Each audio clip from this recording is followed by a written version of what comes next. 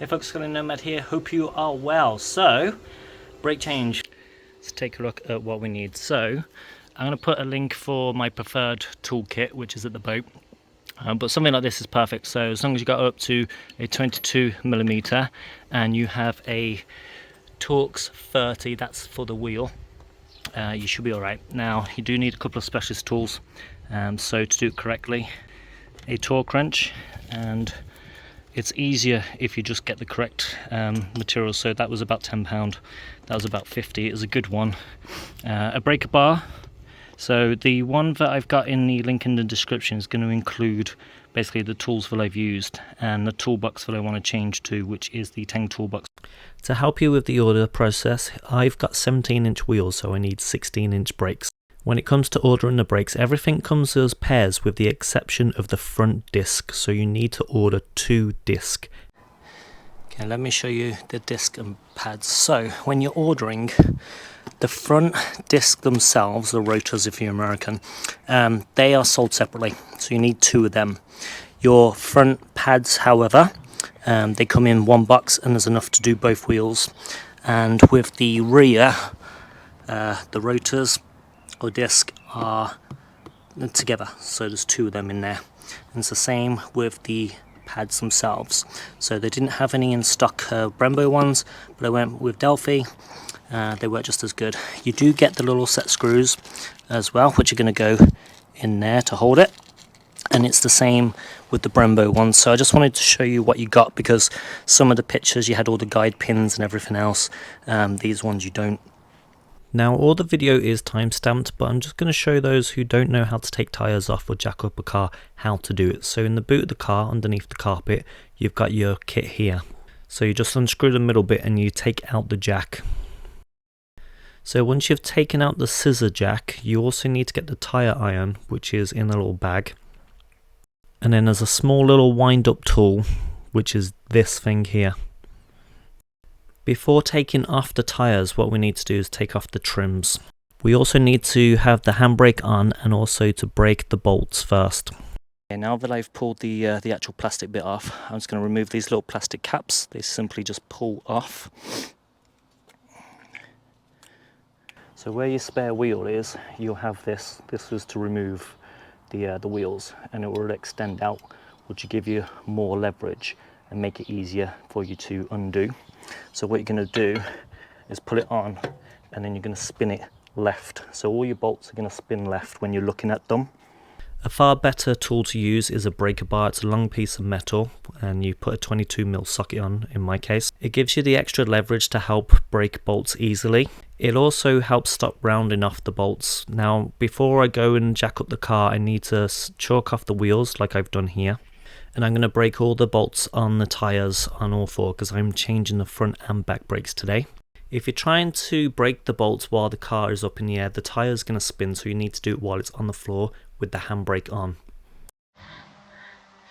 You really want to make sure the socket goes over the whole bolt, because if you are fighting with it, you're going to end up rounding off the ends. You don't want that, you want them all the way in. And then I'm just going to lift. There we go. Now later on, when I go to put the tyre back on, I'm going to use the torque wrench, and I'm going to do it in a star pattern. My one will be torqued to 150 Newton meters, which I can do that on my torque wrench. So I've put blocks at the front of the car to stop it rolling forward, because the handbrake connects to the back brakes. To make it easy for people to understand, I'm just going to film the front brakes, because the concept is the same for the back as they are to the front. It's just by doing the front, it's easier for viewers to follow along because the angles of filming. To use the scissor jack, it's pretty simple. So use the little bar that it comes with. So when you're spinning it to the right, then it will heighten the jack, so you'll lift up the car, and when you go the other way, you lower the car. Something like this beam is good, so you actually have the ridges on this version. Now this jack stand is actually designed for vans, because my next vehicle is going to be a van, and I'm going to convert it over to be a camper van. So if you'd want to follow that journey, then subscribe. But this one is higher than a regular car one, okay? So you place the jack somewhere rigid, just like where we just heightened it up using the jack. I tend to use the jack stand as like an extra support, because it's kind of out the way here. Okay, so they are loosened, so I can just do it by hand. I'm just using the tool just to make it a little bit easier for myself. You might get one which is a little bit stuck. Okay, here we go. So they are pretty heavy tyres. So be careful and keep your foot out the way and just drop it down. Now while your tyre's off, you may as well just look at the condition of it. So you want to see if they're worn evenly. I mean, these are fairly new tyres. Any stones are in there, just get them out of the way. This one looks pretty good. Again, stupid little stones. If you do have the fancy alloy wheels, it'd be a good time now to actually give a good clean while it's off. I don't have the fancy alloy wheels, so I don't care. So I'm just going to put it underneath the car now. The car won't hit the ground, and if you are working underneath the car, you're less likely to get squashed. For example, if the car rolls forward. These bolts, by the way, that is normal, the front bit.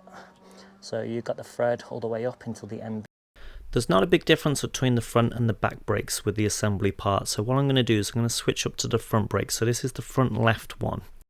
Now if I show you this first, I can give you a bit of a better visual because I can simply just go in the car, turn the wheel and give you better viewing angles. In this case I'm going to turn the wheel to the left because I'm doing the front left one. And this is going to open a little bit more workspace for me and also going to make it a little bit easier for me to film so you can see what I've been doing. Easier access. So we have a bolt at the top and at the bottom with a little rubber boot on. So there's a bolt here and here, so we're going to use 2 spanners to get this off, and it's going to be the same on here, so those 2. Okay, so on the back one we have a 14mm and on the front one we have 17. So this is why you want to get good tools, because we're going to start hammering in a second. It's going to spray a little bit of WD-40 on the boot. This is going to help stop it from splitting. Okay, here we go. So I'm just going to hold it in place. I'm using that end on here. I'm just going to hold it, give it a little tap.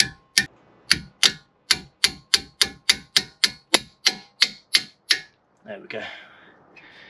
We've got a little bit.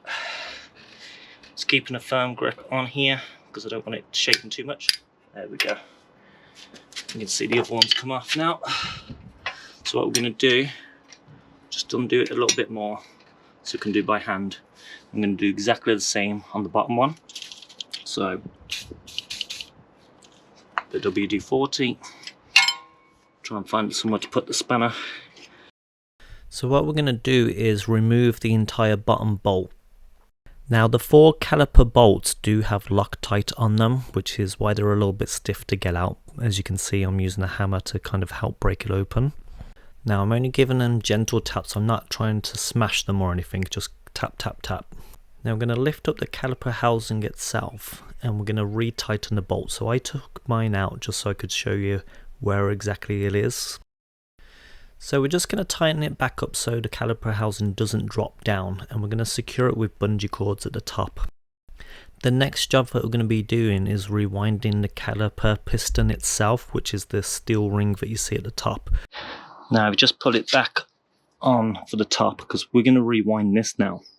Okay, and I put bungee cord around. Yours might be a different length than mine. I just tied it on the back there, so we can easily squeeze this back now. Now when you push the caliper back in, it's going to push some of the fluid back up. So you want to unwind the reservoir. It will say dot with a number on. Mine says .4, and you want to put it somewhere where you remember to put it back. I also recommend putting paper towels around the reservoir. Now we want everything clean and lubricated correctly, so we're going to use some brake cleaner on the piston itself. This way no dust is going to go in there when we're pushing it back in. And the way we're going to do it is we're going to use a rewind tool. So this is the one that I ended up purchasing. It had pretty good ratings. All the products that I've used, I paid full price on them. I didn't get any special discounts or anything. Links to all the tools are in the description below. Now here's the rewind tool in action. The front brakes, I actually used an old brake pad from the rear where I changed them yesterday. And what we're going to do is we're going to push back this piston so it's the shiny silver thing, but we're going to make sure that the rubber doesn't get squashed. Then all you do is you do the whole righty-tighty. It will slowly go in. You don't want to force it because it will be pushing back some of the brake fluid up back to the reservoir. My intention while doing the brake change was to actually change the brake fluid. Now I did buy the brake fluid and I also brought a little tool for it, however the tool wasn't working correctly. So I'm going to send that one back and see if I do it in a few weeks time. Now to give me some more room to play with, I've just pushed this up. Now I'm going to remove this bolt and I'm going to have it hanging somewhere up at the top. Maybe even use this little bracket to place the bottom bit on. Just going to support it as I take this off.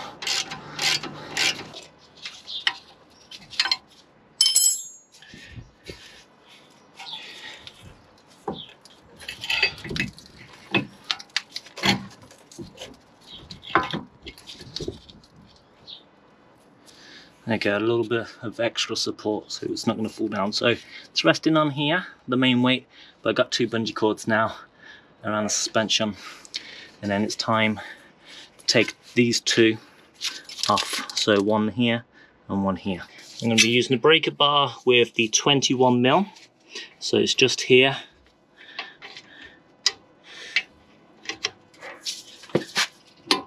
And we're going to go to the back of the car. So lifting up, back of the car. So now that one's broken, or cracked should I say, and do the other one. Now it takes a lot to edit these videos, so I really appreciate it if you'd like and subscribe, that'd be really great, but let's get back to it. So they have Loctite on, so they may be a little bit stiff. So if you use a breaker bar in the correct socket, you should be able to get it off without much of a problem. Don't use the wrong size, because if you use the wrong size, you may end up rounding it off and you're just going to cause yourself a big headache.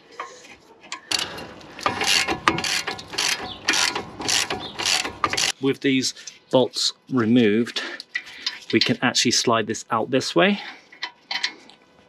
So put that safe. Safe. So you don't need to smash these out.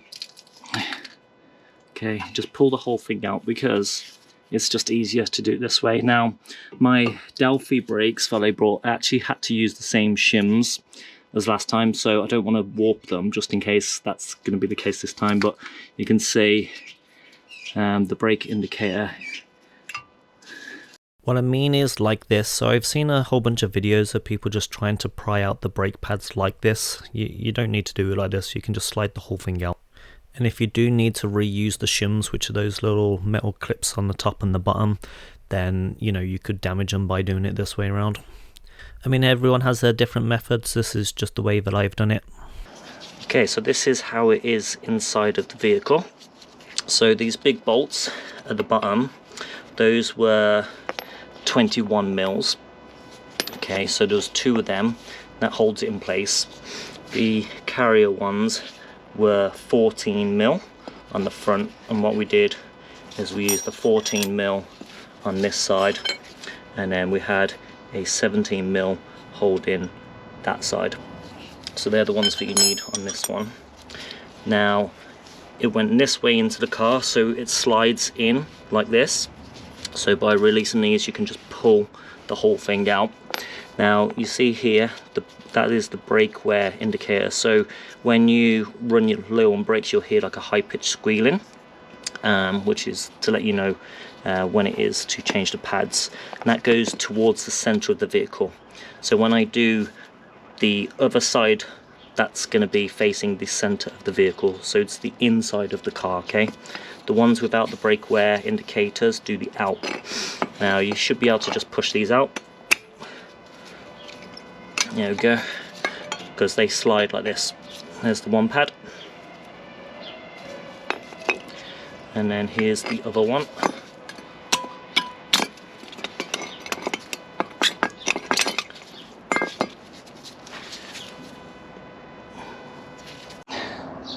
Now these little shims, you can just pull them off. This one's a little bit stuck on, so I don't want to warp it just in case I need to use these again.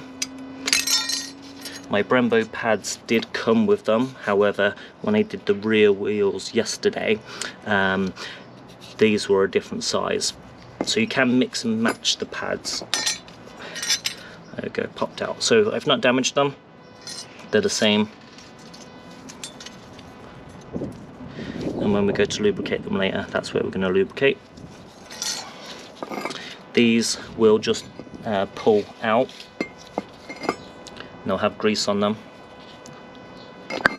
like so.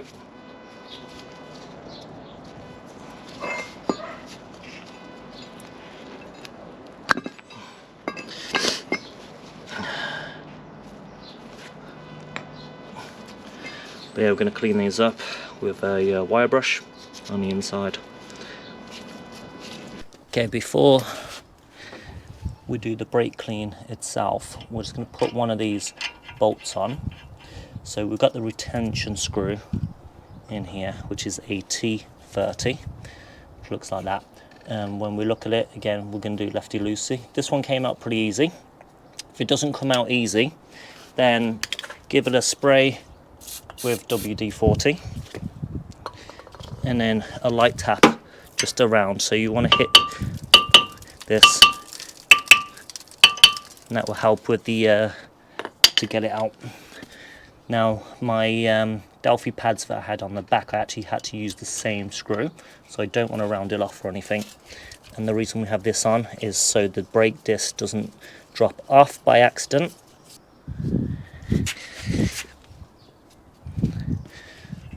Okay, so we don't want it to land on anybody, especially myself. And then this will just pull forward.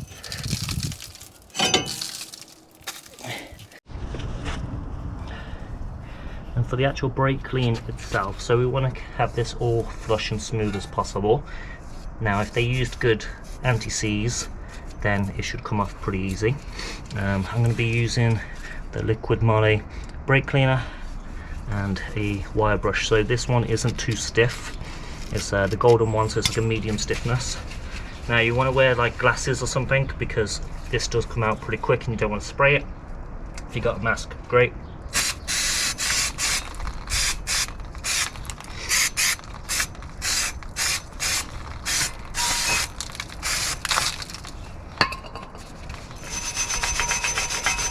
So I'm going to clean that up, save you the pain of watching.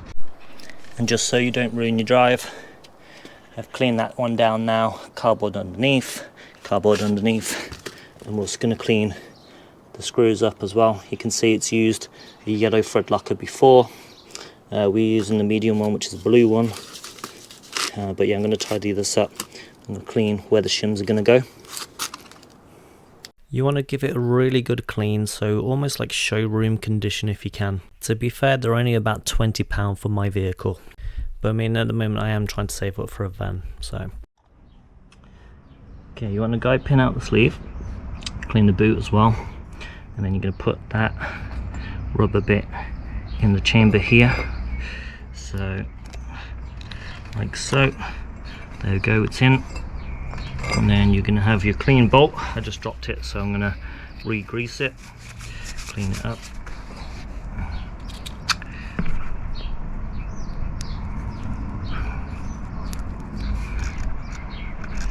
Like so. And then going to put the guide pin back in, and we want this lip to end up going over here. So just pull it in. Give it a little twist, and as you go in, there we go, nice and easy. It's the same on the other side. Just pull it out, take the boot off. You may need to pull it with your nails just to get the top bit off. There we go. So we're going to clean inside here, give it another clean. Now it's time to put the disc on. So what we're looking to look for is, if they're the same size, let's put them back to back. Perfect. And then we're going to line up the little holes on the front as well. So there's the little hole here to make sure they're all the same thickness, everything brilliant. With the new brake discs, they actually have an oil film on them. That's to stop them going rusty while they're in the shelf. So you do need to clean them with brake cleaner. So give it a good generous clean. So you want to do it where the brake pads actually meet the disc themselves. So just spray them both sides and then give them a good clean with some paper towel.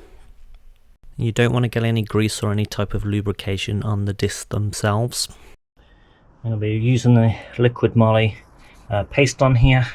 So that's going to help stop it seizing and removing next time. It just simply goes on.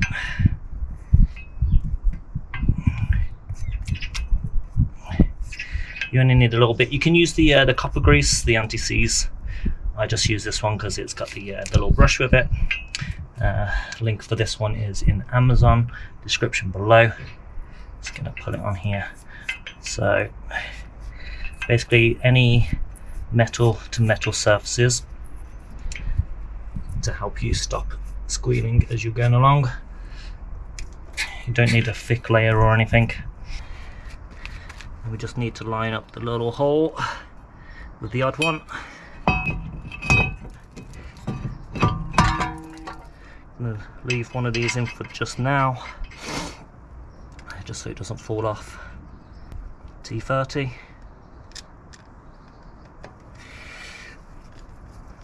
Nice and tight. There we go. Now we're going to check the shims to see if they're the same. Yep, they're the same. So my back wheels, if you've skipped the video, the shims were a different size because I used Delphi rotors or disc with Brembo pads. And then these are just going to clip in. They can only go in one way, which is that way. So I've just got some dust in my eyes.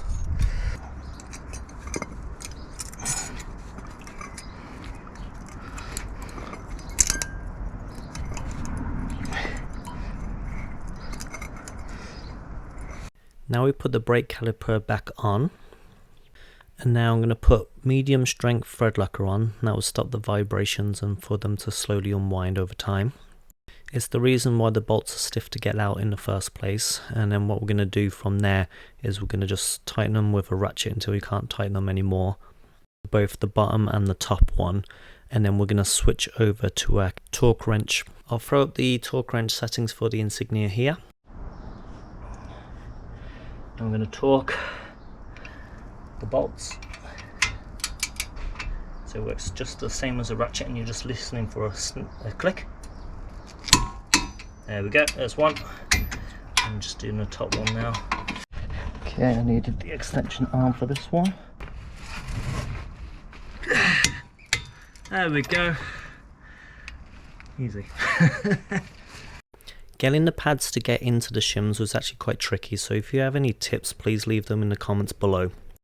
So the one with the audible warning in them goes on the inside of the car.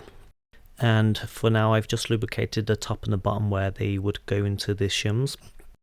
And then we're just pushing the brake pad against the brake disc itself so it's level. So it's the same on the outer side, the one without the audible warning on there. The difference with the back brakes was the inner pads, the one with the audible warning on them. You had to put them in the brake carrier first before mounting them back onto the vehicle. So let me show you on screen what that actually looks like so you know.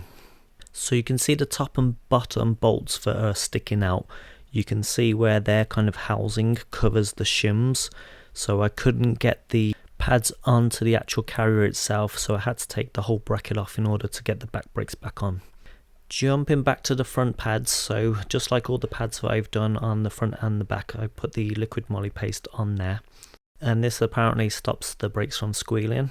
I did put a little bit underneath the aluminium plate that the Brembo brakes came with, which you can see right in the center there. Now where the caliper piston housing is, on the opposite side of where the piston is, I put a little bit there.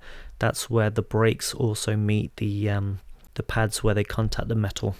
I didn't add any paste to where the piston is, just on the back of the brake pads, the shims, and just on the brake carrier.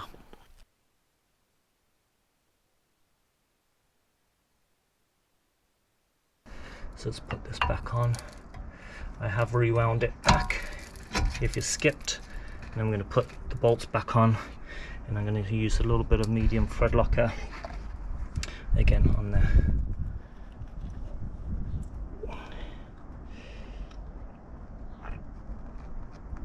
So this stops the anti-vibration.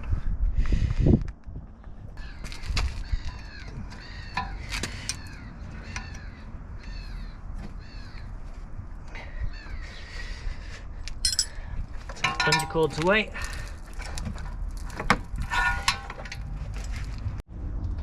Now it's time to put the wheel back on. So I'm just going to put a little bit where the contact surface is. Again, this will help stop screeching. Just a little bit.